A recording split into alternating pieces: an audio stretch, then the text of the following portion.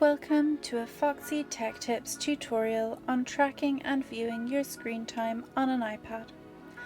If you find this tutorial helpful, please consider subscribing to my channel and liking the video.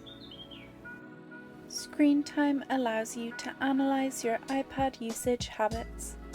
To view it, open up the Settings app. In Settings, tap Screen Time. In Screen Time, select See All Activity. This shows all of your screen time stats the current week or current day.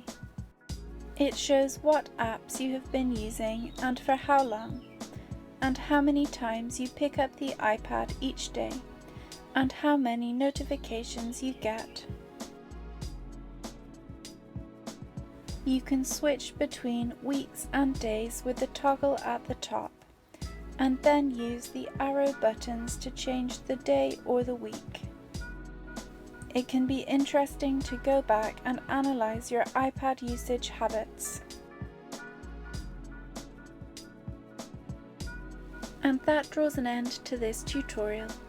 Please like the video if you found it helpful, and subscribe to Foxy Tech Tips for more iPad tips and tricks.